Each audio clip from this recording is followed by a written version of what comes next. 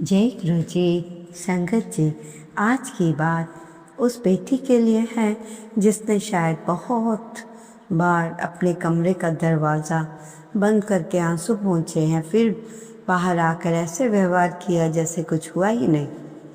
उस बेटी के लिए जिसे घर में किसी बात का दोष दिया गया, किसी रिश्ते की खराबी का जिम्मेदार ठहराया गया, किसी परेशानी का कारण ठहराया गया, उसने जवाब देने के बजाय चुप रहना चुना, क्योंकि उसे लगा बोलूँगी तो बात और बढ़ेगी, समझाऊँगी तो कोई समझेगा नहीं, और अपनी सफाई देती रही तो शायद लोग कहेंगे कि मैं खुद को सही साबित करने की कोशिश कर रही हूँ।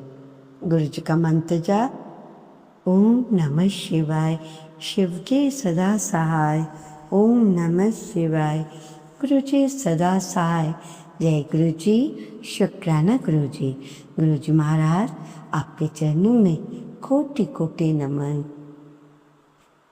चरण कमल तेरे तोय तोय पीवा मेरे, सतगुरु दीने दयाला सिमर सिम।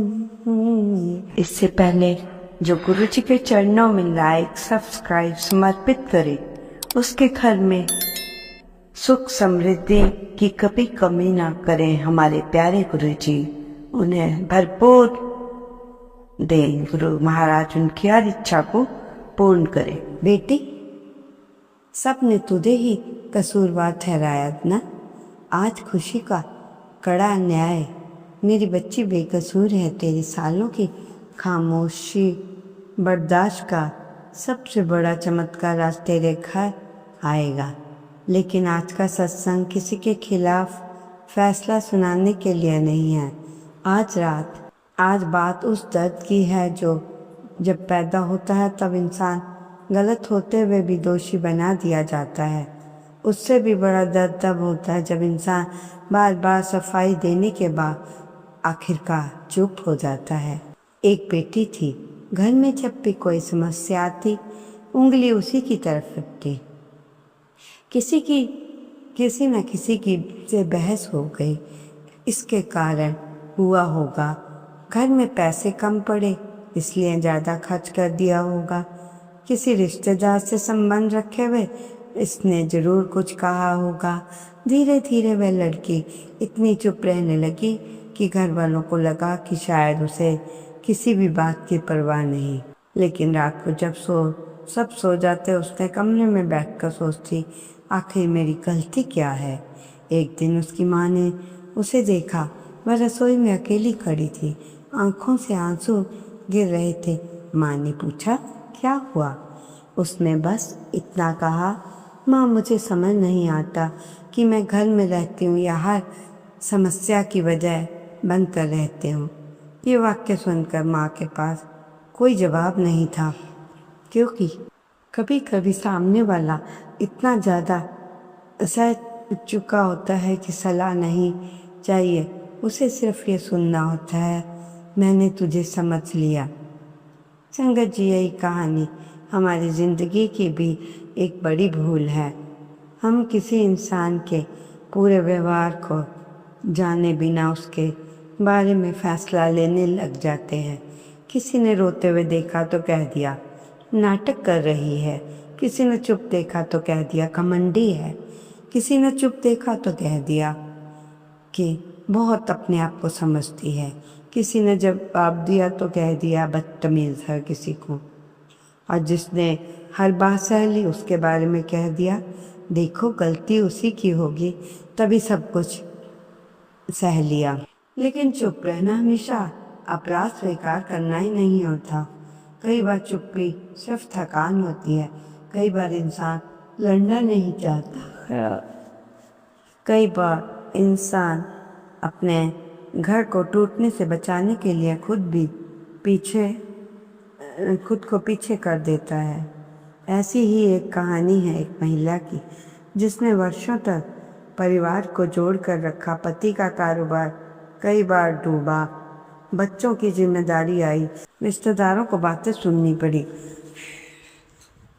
हर बार उसने किसी न किसी तरह संभाला, लेकिन जब कोई समस्या होती लोग उसी से कहते तुमने ठीक से संभाला नहीं। ये कहकर पलट कर नहीं बोली। फिर एक दिन उसके घर की आर्थिक स्थिति बहुत ही खराब हो गई। राशन तक सोच कर खरीदना पड़ रहा था। उसी समय एक पुराने परिचित ने उसके पति को एक काम का प्रस्ताव दिया। काम छोटा था लेकिन नियमित था। पति ने पहले मना कर दिया, इसमें क्या रखा है, लेकिन वह महिला बोली, काम छोटा हो या बड़ा नहीं होता, अभी घर को सहारे की ज़रूरत है। पति ने वह काम शुरू कर दिया। कुछ महीनों में आमदनी स्थिर होने लगी। एक दिन पति ने उससे कहा, तुमने उस दिन अगर मुझे रोक दिया होता तो शायद मैं आज भी किसी बड़े मौके की तलाश या इंतज़ार कर रहा होता। महिला मुस्कुराई। उसने कहा, श्रेय नहीं लिया, लेकिन उसी शाम वह मंदिर में जाकर रो पड़ी। क्यों? क्योंकि पहली बार किसी ने उसकी चुप मेहनत को पहचाना था। संगत जी, गुरु जी की कृपा कई बार ऐसे ही आती है। हम सोचते हैं कि चमत्कार का मतलब है आसमान को कोई बड़ी चीज़ उतारना, लेकिन कभी गुरु जी किसी इंसान के रूप में रास्ते पर खड़े कर देते हैं। कभी किसी पुराने परिचित की एक फ़ोन कॉल बनकर आते हैं। कभी अचानक कोई काम मिल जाता है। कभी कोई डॉक्टर सही समय पर सही बात समझा जाता है। कभी कोई दोस्त ये वाक्य बोल देता है जो हमें महीनों से सुनने की ज़रूरत थी। इसलिए जब मैं कहता हूँ कि आज गुरु जी का न्याय आएगा, तो इसका अर्थ ये नहीं कि किसी के साथ बुरा होगा। न्याय का एक सुंदर रूप है जिसकी सच्चाई इतने समय से किसी ने नहीं देखी। उसे आखिरकार अपनी बात रखने का अवसर मिल जाए। बेटी, अगर तूने वर्षों तक किसी रिश्ते को बचाने के लिए अपनी बात दबाई, तो आज एक बार से क्षमा करना अच्छी बात है, लेकिन हर बात खुद को गलत मान लेना क्षमा नहीं। शांति बनाए रखना अच्छी बात है, लेकिन अपना आत्मसम्मान की कीमत पर नहीं। और अगर आज तेरे मन में किसी एक घटना की याद आ गई, उस दिन की जब तुझे बिना गलती के दोषी बनाया गया था, तो उस घटना को बार बार उसमें अपने मन अंदर मत रखना, क्योंकि हो सकता है कुछ समय तो कुछ नहीं कर पाई हो, लेकिन आज तू वही इंसान नहीं। आज तू समझ सकती है कि कहाँ चुप रहना है, कहाँ बोलना, कहाँ अपनी सीमा तय करनी है। यही गुरु जी की सीख है। हर युद्ध लड़ना ज़रूरी नहीं, लेकिन अपनी सच्चाई से रिश्ता मत तोड़ना। और आज की सबसे खूबसूरत बात अभी बाकी है, क्योंकि एक समय ऐसा भी आता है जब इंसान से किसी अपनी बेगुनाही साबित करने की जरूरत नहीं पड़ती। उसके कर्म गलती इसी की है। धीरे धीरे पूछने लगते हैं, इतना सब अकेले कैसे संभाल लिया। हमने उस चुप्पी की बात को जो बाहर से बहुत सामान्य दिखाई देती है, लेकिन उसके कई वर्षों का दर्द छिपा होता है, आज उसी कहानी को आगे बढ़ाते हैं। लेकिन इस बात सिर्फ सहने की नहीं, बात होगी उस पल की जब इंसान को पहली बार एहसास होता है कि शायद गुरु जी ने उसकी परेशानी ख़त्म करने से पहले एक ऐसी चीज़ दे दी जिससे उसे सबसे ज़्यादा ज़रूरत थी, जिसके सही समय पर सही इंसान और सही रास्ता। उस महिला की ज़िंदगी में भी एक ऐसा ही समय आया। घर की हालत धीरे धीरे सुधर रही थी, लेकिन उसके मन की हालत वैसी ही थी। सालों तक दूसरों की बातें सुनते सुनते उसे अपनी समझ पर भरोसा कम हो गया। कोई फैसला लेने से पहले वह सोचती, पता नहीं मैं फिर गलत तो नहीं कर दूंगी। कोई कुछ कह देता तो वह घंटों तक उस बारे में सोचती रहती। एक दिन उसे छोटा सा काम करने का मौका मिला। काम बहुत बड़ा नहीं था, घर से कुछ लोगों के लिए सामान तैयार करके देना था। उसने पहले मना कर दिया। उसे लगा मुझसे नहीं होगा, तभी उसकी पड़ोस में रहने वाली एक बुजुर्ग महिला ने कहा, तूने तूने जिंदगी भर घर संभाला, 4 लोगों के ताने संभाले, मुश्किल समय संभाला, अब अपने लिए 2 घंटे नहीं निकाल सकती। वह हंस पड़ी, लेकिन उस वाक्य ने उसे एक अंदर तक छू लिया। उसने काम शुरू कर दिया। पहले महीने बहुत कम कमाई हुई, दूसरे महीने थोड़ी सी ज़्यादा, तीसरे महीने उसके पास इतने ग्राहक आए कि उसे अपने बेटे की मदद लेनी पड़ी। फिर एक दिन वही महिला जो सालों में से अपने घर में कसूरबार कहलाती रही थी, अपने बेटे के साथ बैठ हिसाब कर रही थी अगले महीने काम कैसे बढ़ाया जाए। संगत जी, यही तो जीवन का खेल है। जिस इंसान को लोग कमज़ोर समझते हैं, हो सकता है वह किसी दिन पूरे घर की दिशा ही बदल दे। लेकिन उस बदलाव के रास्ते में एक और घटना हुई। वह शाम वह महिला बहुत परेशान होकर गुरुजी के दरबार में गई। उसने मन ही मन में कहा, गुरुजी, मैंने बहुत सह लिया, अब मुझसे नहीं सहा जाता। वह कहाँ किसी चमत्कार की मांग करने वाली थी, वह बस बैठना चाहती थी। वहाँ सेवा चल रही थी, लोग आ जा रहे थे। किसी ने उसे पहचान कर कोई विशेष सम्मान नहीं दिया, कोई चमत्कारी घटना भी नहीं घटी।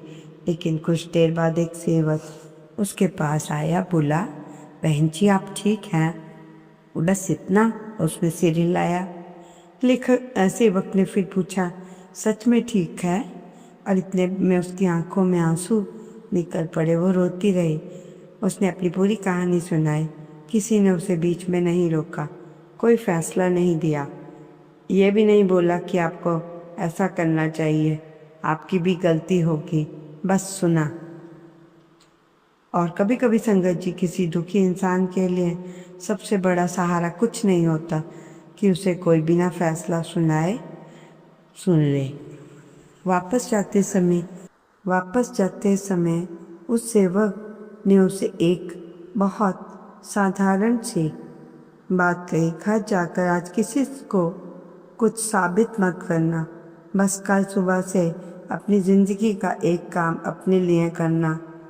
वह घर आई। अगले दिन उसने अपने काम के लिए एक छोटी सी मेज तय कर ली।